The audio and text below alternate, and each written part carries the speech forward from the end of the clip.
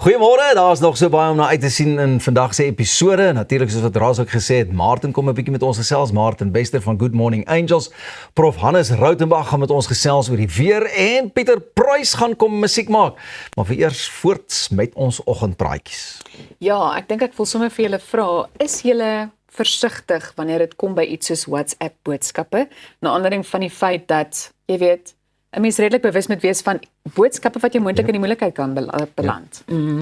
Ja, ek dink mense sien nou so gereeld amper in die hofsaake en sulke tipe goed waar WhatsApp boodskappe as deel van die evidence gebruik word en dan word daar goed uitgelees. Ek het een keer 'n praatjie gesien van Emma Sadler van die Social Media Law. Ja. Sy het gesê, don't put something on a WhatsApp message that you wouldn't be comfortable having on a billboard on the N1.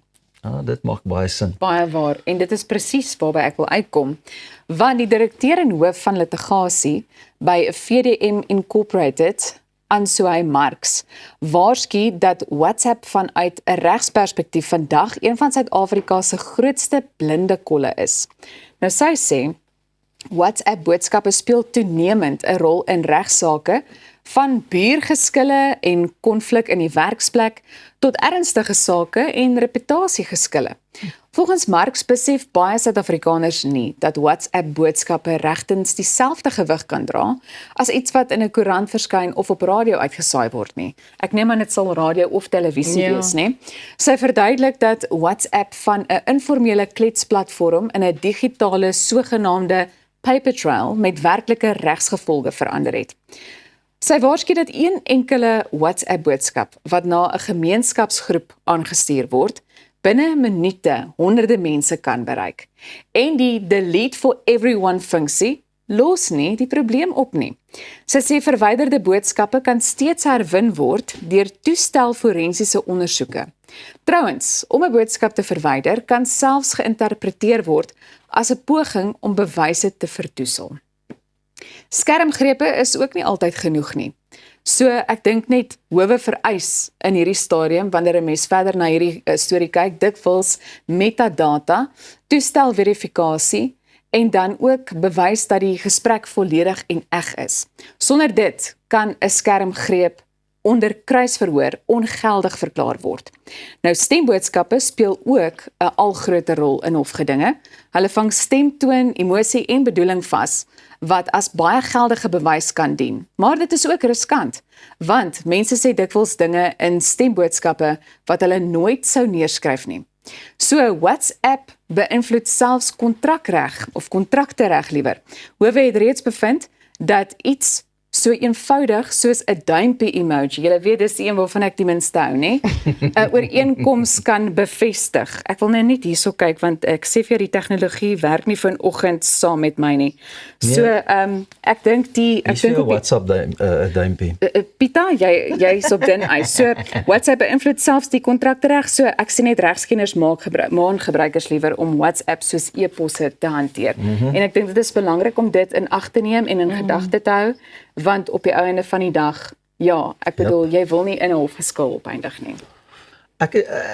Ek is nog maar altyd van mening dat alles wat jy sê, skryf, doen, kan teen jou gehou word. So jy moet eintlik bitter mooi daaroor dink. En vandat ek meen Big Brother sy ding gedoen het in Suid-Afrika en ook oor die wêreld, daar's soveel kameras oral en dit, so jy moet altyd jou gedrag moet van so hard wees dat niks teen jou gaan wees of bewys van so hard kan wees as jy skuldig sou wees aan ietsie, maar ook is dit weer 'n goeie ding as jy onskuldig is om weer die ander teendeel te bewys. Maar wat die boodskappe aanbetref, ek het al baie myself gekry, dan tik ek iets, dan dink ek delete, dink weer, of los dit net liewerste. Dink jy dit is dieselfde ook met inskrywings byvoorbeeld op Facebook of Instagram en daai tipe van ding? Ek dink sosiale media oor die algemeen, maar jy weet, ek dink mense raak gemaklik, veral na aanleiding van daai delete opsie, en delete for everyone, maar dan dink jy nou, die persoon het dit nou nog nie gesien nie, en baie keer, ek dink, wanneer mens kyk na die sogenaamde homescreen funksie ook, jy kan soms alreeds 'n boodskap daar lees, en 'n skermgreep daarvan maak, wat jy dan nou later in die moeilikheid kan laat beland. So, ek dink net dis belangrik om bewus te wees van die feit dat jy weet dit jou nie noodwendig gaan beskerm nie.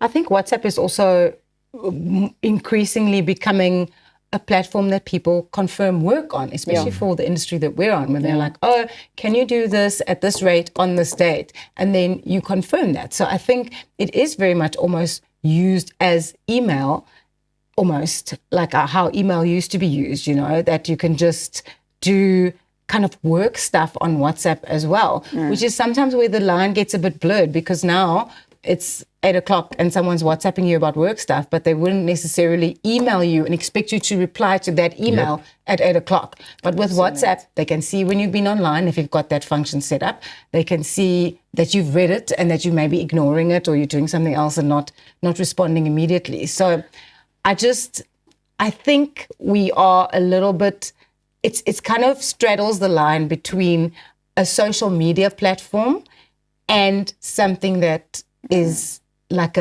soos wat dit sê in jou berig, dat dit soos e-pos eintlik gesien moet word. Maar mense raak ook slim, want ek meen baie van daai funksies kan 'n mens afskakel, jy weet, sodat mense nie kan sien wanneer laas jy blykbaar, Nee, want dit is so, dan kan jy nie noodwendig sien nie. Dis vir my 'n groot frustrasie, want my tyd wys, maar dan kan ek nie sien wanneer laas hierdie persoon noodwendig aanlyn was nie. En jy weet natuurlik net, daai funksie kan jy vir sekere mense aanlos en vir sekere mense nie. Dit het ek nie geweet nie. Ek het tyd om nodig om met julle te spandeer, lyk dit vir my. 'n WhatsApp kursus. Voordat ons net hierdie storie neersit, as jy fotootjies stuur, maak net seker jy stuur vir die regte groepie. Vra maar die tannie van Swizer Reneke. Stay tuned, because right after this we will be discussing opportunities for small to medium business enterprises. You don't want to miss it. Goeiemôre, good morning.